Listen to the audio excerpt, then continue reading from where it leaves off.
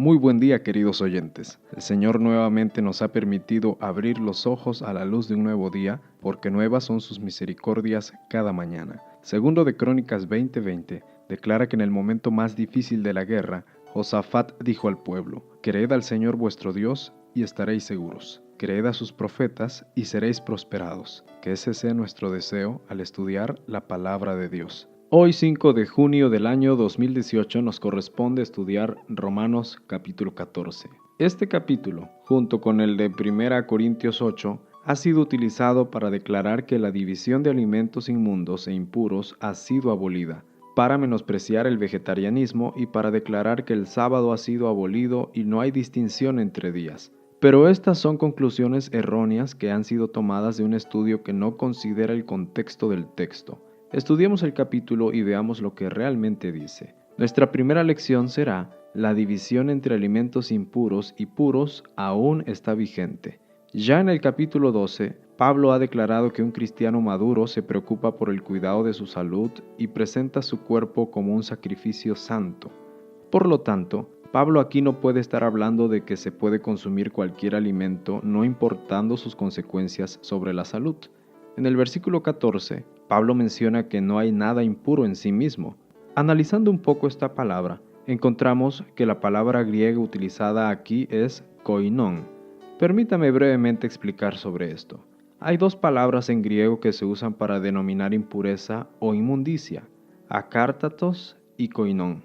La primera se aplica a aquellas cosas que son impuras en sí mismas, como los espíritus demoníacos y los animales denominados impuros en sí mismos en Levítico 11, en su traducción griega. Es decir, algo que es inherentemente impuro por sí mismo. Pero la palabra koinón significa algo que es común, que es inmundo no porque sea impuro en sí mismo, sino que su uso es común y no sagrado, algo que es ceremonialmente inmundo. Pablo no está hablando aquí de las cosas impuras en sí mismas, sino cosas que por su uso común no son sagradas y que se consideran inmundas. En los tiempos de Pablo, las carnes se compraban en el mercado, en la que se vendían carnes también de animales que habían sido sacrificados a los ídolos, lo que las hacía inmundas. No era posible determinar a ciencia cierta cuál había sido sacrificada a los ídolos y cuál no. Por lo tanto, algunos creyentes optaban por no comer carnes en absoluto porque creían que se contaminarían, mientras que los más fuertes en la fe sabían que un ídolo no significaba nada, así que decidían comerlas. Pablo sabía que había carnes impuras en sí mismas, pero él no está hablando aquí de ellas, sino de las carnes limpias que se consideraban ceremonialmente impuras. Por eso dice que ninguna de estas cosas eran impuras en sí mismas, sino de acuerdo a la conciencia de cada uno. Nuestra segunda lección es: debemos recibir a los débiles en la fe y no ser tropiezo para ellos. ¿Quiénes son los hermanos débiles en la fe?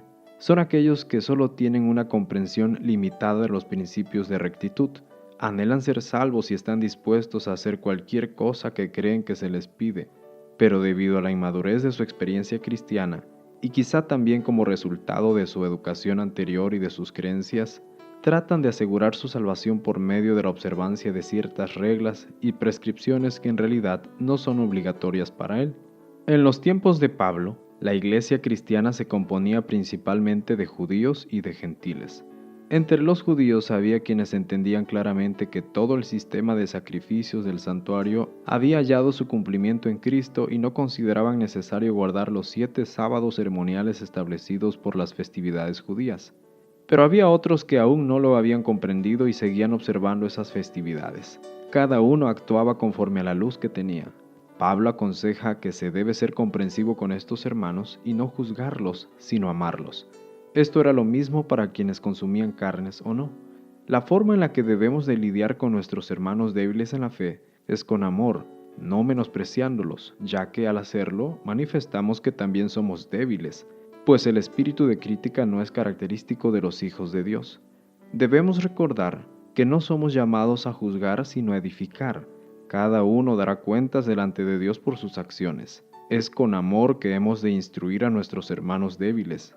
Pero de igual forma, si algo de lo que hacemos puede llegar a ser una piedra de tropiezo para nuestros hermanos, es mejor abstenernos de ello. La última lección será: Vive conforme a la luz que tienes. Al final del capítulo, Pablo menciona que todo lo que no se hace por convicción es pecado. Si de acuerdo a la luz que has recibido hay algo que para ti es inmundo o profano, es mejor que no lo hagas, porque te condena a salir en contra de tus principios.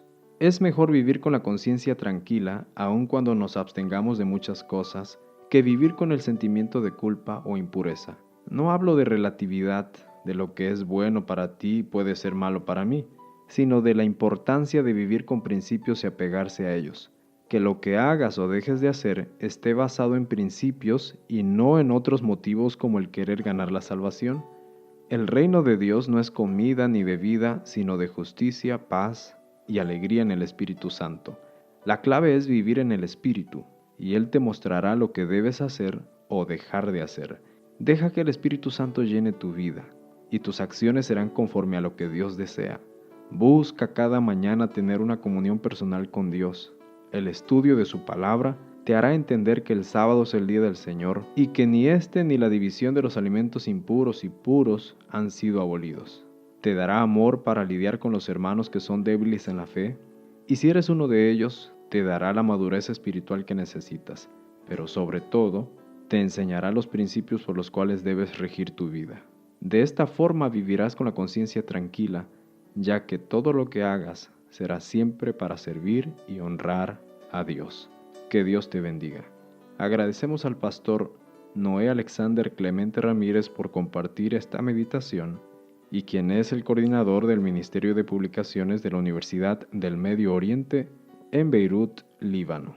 Este programa, Señor Transfórmame, es cortesía del Sistema Educativo Adventista Plantel 5 de Mayo en la ciudad de Tuxtla Gutiérrez, Chiapas. Queremos invitarles a compartir con otros esta bendición.